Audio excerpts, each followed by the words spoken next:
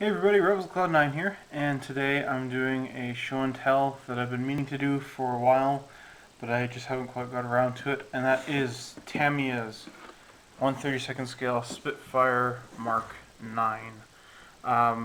This was the latest release after Tamiya did their excellent 32nd scale 0 A6M2B, and a lot of people were incredibly excited about them making a Spitfire, myself included. It's definitely one of the highlights of Tamiya's model making catalog. A lot of people still really love this kit. There are 3 versions of the Spitfire that Tamiya has released.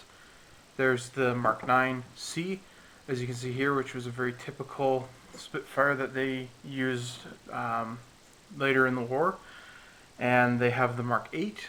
The Mark 8 comes with 2 camouflaged aircraft for the desert. One's American, one's Canadian, and the last one I believe is Australian. And for this one we get John E. Johnson, who was the highest scoring ace for Britain during World War II. It's got this beautiful JEJ and awesome little maple leaf there on the back, typical gray-green camouflage. And on the bottom we have this new French version. This is, what year is this one here? 1948 Indochina. And the other one is a Polish squadron also fighting in Africa. Tamiya went on to then release a third and final one, which was the Mark 16 E, which I also have yet to build. But unfortunately that one doesn't get as much attention as this one and the Mark 8, because the Mark 16 came out basically when Tamiya announced they were going to do the P51, and that's where everyone really went off and got excited. So here is the final build. Here is my Spitfire. And I have to say, guys, I'm really impressed with Tamiya on this one. I knew I would be, but even though, you know, it's going to be good, it's always awesome to just get the model and build it and see how awesome it is. It's quite a big model, again, for 32nd scale, so if you built 32nd scale kits before, you'll know basically how big it is. And I have to say, for Tamiya, they really got the lines down nearly perfectly on this. This really feels like a Spitfire. Every angle, it seems like they've just taken extra care to make sure they got the Spitfire down right. It looks and feels just like a Spitfire that you see in the magazines and on TV and everywhere else. Absolutely beautiful kit. I really just can't get over it. It was really a joy to build. And we got some really cool features on here. Painting it, I should just make mention here, I used a rolled up plasticine method where you roll up the plasticine into little noodles, and I would place them on top of this gray-blue camouflage here, and I'd make all these little areas, and then I would fill these in with tape, quite simple enough to do, and then just airbrush the green on top of that. Tamiya made 3 brand new colors for this. They made an RAF gray, they made an RAF dark green, and they made an RAF light green for the underside here. Now, the really cool features with the Zero were the landing gear were retractable. They could actually retract into the aircraft. The wheels had actual shocks in the suspension in there. It was pretty cool. Tamiya got rid of all that with this one. There are no springs. The tires are rubber, and I'll get to this in a moment, but the wheels are removable with screws, so you can't actually fold them up in there. But one of the other cool things was the removable cowling, which Tamiya really went through on this one. And it was one of the highlights that Tamiya was really trying to nail down. They wanted everything to fit in here and still be to scale. So what they did is they molded this new styrene, and it's basically the same strength, but it's thinner. And inside we have our beautiful Rolls-Royce engine. So let me just pull these off here.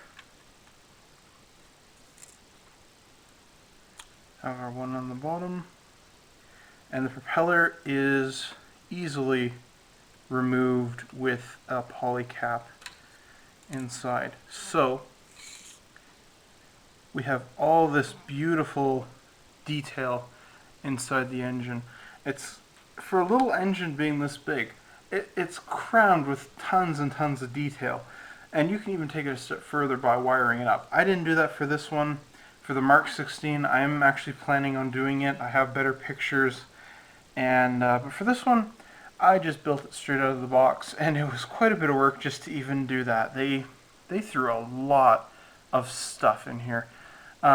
It's painted with basic Tamiya cockpit green, semi-gloss black for the engine, and I gave it an overall brown wash. And I added some nice little silver flecks in there to show that it has been used. So again, it's an incredible little piece, and it's almost a thing that if Tamiya were to just release the engine on a mount, I know people would buy it because they just look so fantastic just sitting there. It's like the engine of these kits is just a kit in itself. Also, like the Zero and the Mustang, we have all the movable flaps on here, so all the control surfaces move. Here we have the tail and the ailerons. They move up there together. The only ones that don't move are the landing flaps. The Zero has that, the P51 has that, the Spitfire does not. However, Tamiya does give you the option, should you choose, to have them down permanently, so which is pretty cool. So the only thing that I did not like on the model, there's actually two things I think I didn't like, technically three, but two big things that I didn't like. The Zero surprised me by having a retractable sliding canopy. I didn't think they would be able to do something like that, and they did, and it was really cool.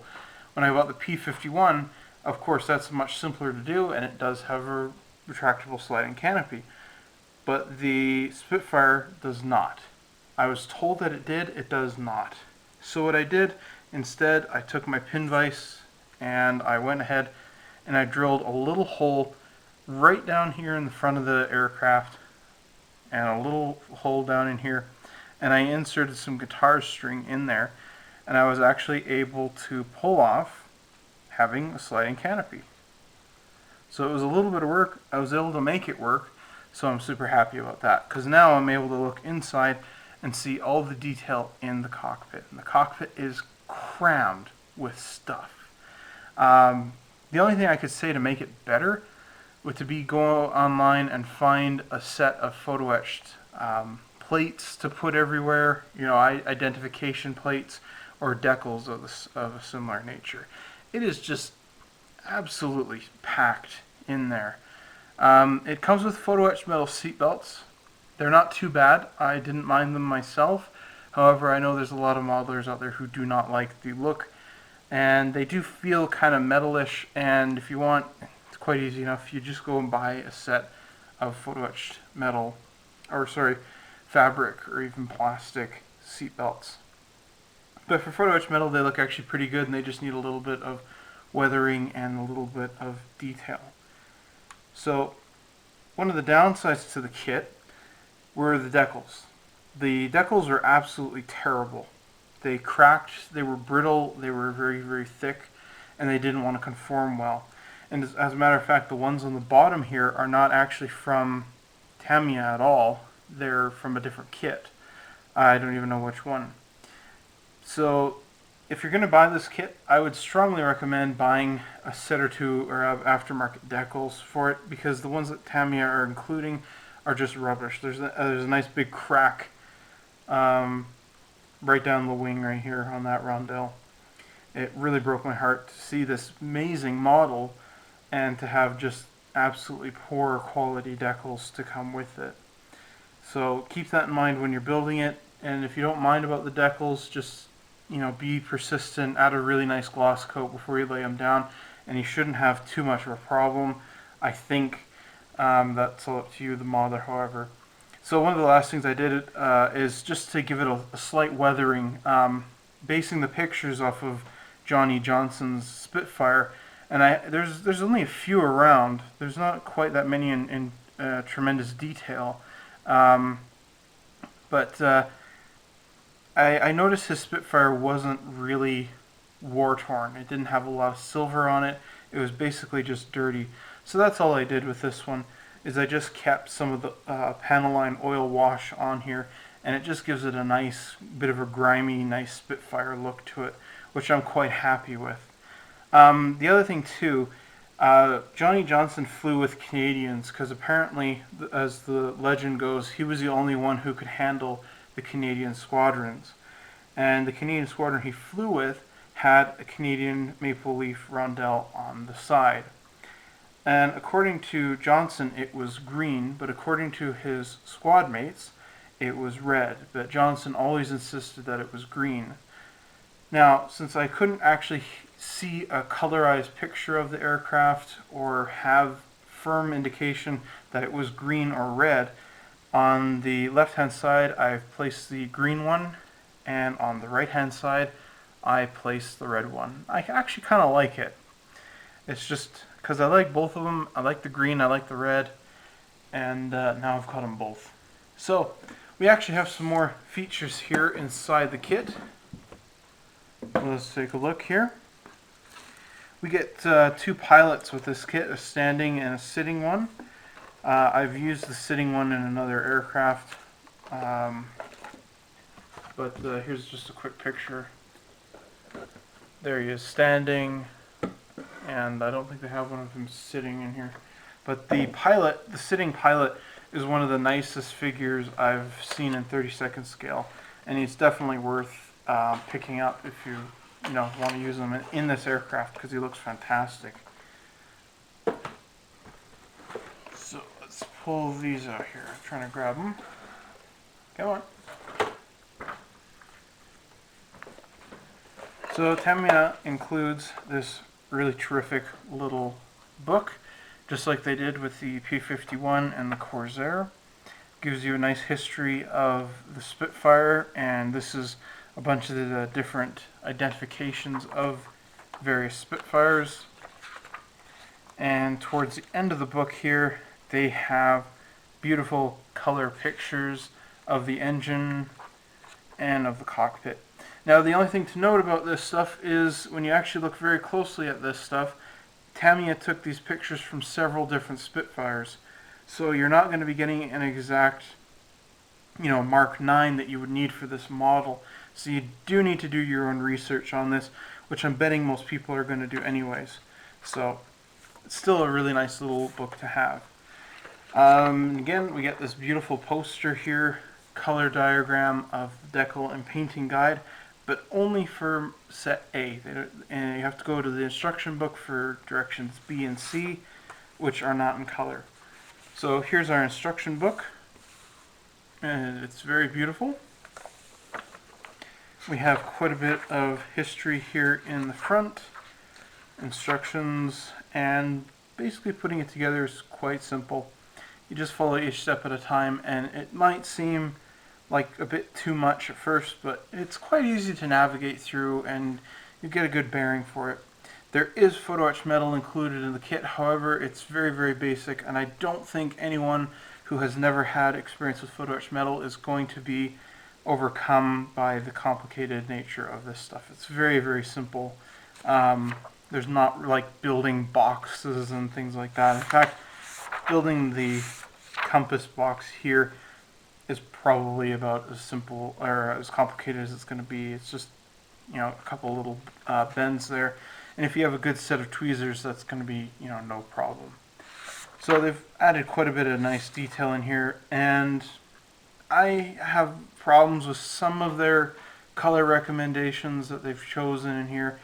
I'm not saying that as a criticism, it's just kind of a thing where I've noticed looking online and in various other pictures, there's no real right or wrong on how to paint this model. So if you see a picture in a magazine or a book or online or something, and they have like this tube painted copper instead of whatever, it's probably that Spitfire that's that way. So this is kind of just a general paint guide for it.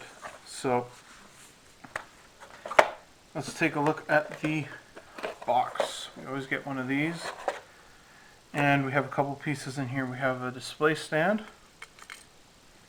So I'll assemble this. We have a fuel tank. We have two wheels in the up position and a screwdriver. So this box houses the windows and the photo etched metal pieces and some of the other little bits. So one of the cool things here, like with the Zero, it has a removable drop tank. So here's our drop tank right here, and there are two silver pins, and these silver pins will fit into these two holes here, and there are poly caps on the inside of the aircraft, and you just push them down like that, and there you have a drop tank, and it looks pretty darn good, and it's easy enough to just remove. Of course, not with the wheels in the way. There we go. And we have the display stand. Now, one of the cool things I really like about this display stand and like the P51 versus the Zero, you actually had to drill a hole in the bottom of the aircraft, and it's basically so visible it looks very ugly. So I actually left it off. I don't even really like display stands to begin with. They're too tipsy for my liking. But what's really cool about this one, here you can see you have your fuel tank and you still have those two same pegs, and you just pop them in like so. And there we have a flying Spitfire. And it looks really, really nice when it's sitting up here flying around. I'm quite pleased with how that turned out. And the last thing here to mention really is the wheels, how to remove them. It's very, very complicated. It's the third thing I really don't like about the model. I think they should have stuck with a simpler engineering and kept thinking about it. So right here on the bottom are these plates, and we're going to pop out these plates here, and they're simply held in by a magnet. And there's a little screw right here, and you unscrew this. There's a little plastic piece that pops out behind the wheel. I've painted it blue and I painted this side red so I don't accidentally mix them up. And you just take out the wheels and you replace this one down there, and that's how the wheels are up. It's incredibly complicated to do and fussy, and I'm not going to be able to do it here showing you guys on this, quick little video that's running 17 minutes long. But basically, people have asked, and I've even asked the question before, which one do I buy, the P51 or the Spitfire? This is an amazing model, you guys, and it totally depends on whichever one you want to build. The Spitfire and the P51, they are kind of complicated models. They are going to take a bit of time. They are going to take quite a bit of patience for you to get. However, they're both excellent, excellent models, so it doesn't even matter. And the Zero is excellent as well. I haven't built the Corsair yet. It's on my list. But this is an amazing model. It's just very sad that the decals hindered a lot of that enjoyment that I had with building this. Otherwise, it would have been basically a perfect model to put together. But as far as just this overall engineering of the Tamiya kit, if you're in the mood for an ultimate Spitfire that you're just going to love every time you look at, it's going to be one of those models, that I show this one off to my friends and people that come by, and they're just taken back, when you pull off the nose and you reveal the engine cowling. They just love it, and it just looks fantastic. There's plenty of places for you to add in more detail if you want, but if it's just sitting there like this and basically straight out of the box, nothing added to it, it's an amazing model to just look at.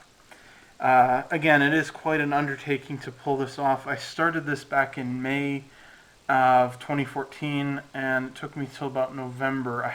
I kind of tossed it off onto the shelf for a little while, but I finished it back in November 2014, and I'm really glad. And it's such a good model. I can't wait to really build the Mark 16, and I'm even considering getting the Mark 8. It's just, I'd love to have all three Spitfires sitting next to each other. And I'm really glad I was able to add in just the simple detail of adding a retractable sliding canopy, so I can look inside there, because the clear parts are very, very clear, However, it is distorted when you're looking at it through the bubble, of course. Um, but yeah, I think that's about it, guys. It's I can't just, all I can do is boast about how much fun it is and what a beautiful model it really is to just sit and look at. And so, if you want an ultimate Spitfire, this is definitely the one for you to get. It is pricey. It does take time and patience to put it together. It is kind of one of the models I would recommend someone having an airbrush for to get all this nice panels painted on there, but spray cans work as well. And yeah, it might seem like an overly complicated project, but when you get it and you start looking through the instructions and you just study the instructions, you kind of relax onto it a little bit and you kind of think, you know what, I can actually handle this. This won't be too bad. So, hope you guys have enjoyed this review. I'm glad I finally got around to showing you guys the Spitfire. Again, this is such an amazing kit. If you guys have any comments or questions, feel free to post them down below, and I will try to answer them as soon as I can. Thanks everybody for watching. Again, I hope you've enjoyed this. This is RoboCloud9. I'll see you guys later.